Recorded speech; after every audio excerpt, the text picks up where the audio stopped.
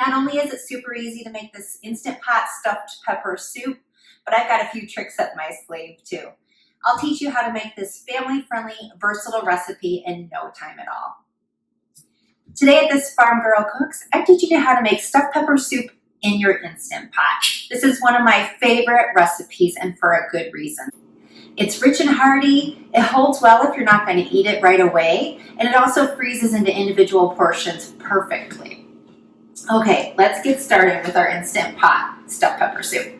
We're going to just turn this on to Sauté and then let that heat. To this, we're going to add a tablespoon of olive oil, half of an onion. I've got red onion here. That's just what I happen to have on hand, but you can use white or yellow as well. 2 seeded and chopped green peppers. The peppers that are growing in my garden are on the small side, so I'm going to go ahead and throw a few extra in. Thanks. If you don't have green peppers, you can use yellow or red. That's perfectly fine. Green happens to be my personal preference. We're going to add a little bit of garlic powder, some Italian seasoning. I'm going to grab just a little bit of salt and pepper. All right, what I like about this is you can make it using however much salt and pepper you want. You can add some red pepper flakes if you like a little bit of spice. But we're going to go ahead and saute this for 3 to 4 minutes until the vegetables start to get soft and translucent. Okay, the onions are starting to soften up. The peppers are starting to turn a vibrant green and soften up too.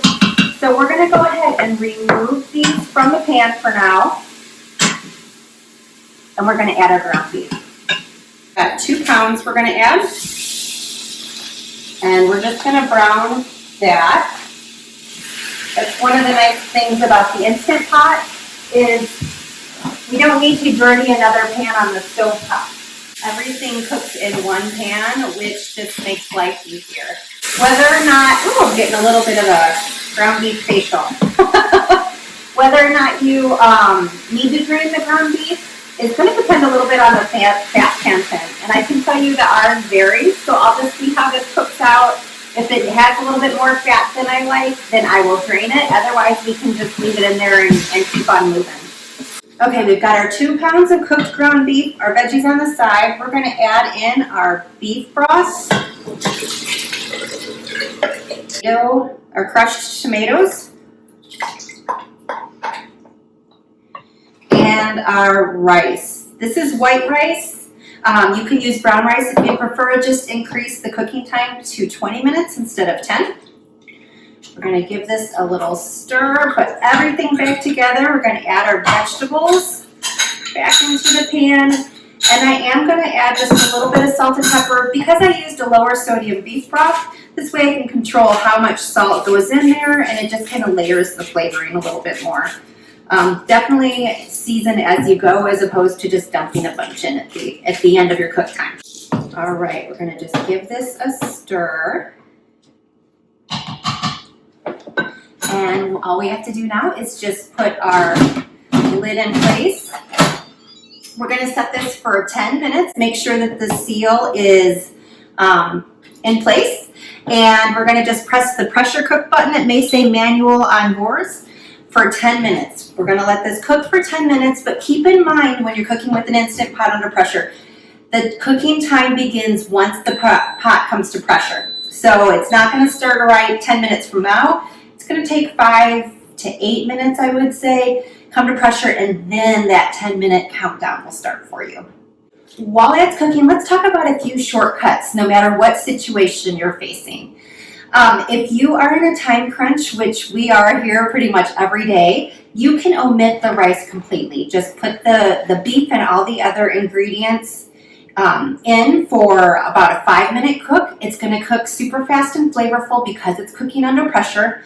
Then just use a pouch of microwavable rice. You can either dump the whole packet in after you steam it in the microwave, or you can pour some into a bowl and then top with the soup. Speeds up things just a little bit.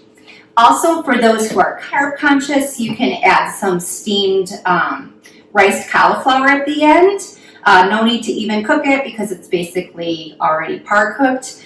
And what I will sometimes do for our family is leave the rice on the side and then You know, my husband and I, if we want the lower carb, we can have the cauliflower rice, and our kids really enjoy the regular rice. This works great for a family like ours because everyone has different preferences.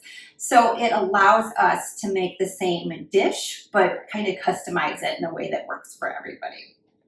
All right, our 10 minutes of natural pressure release, basically just letting it hang out here for 10 minutes, is done. We're gonna go ahead and press this button, which is gonna vent it. Just make sure you don't do this with the pot underneath the cabinets.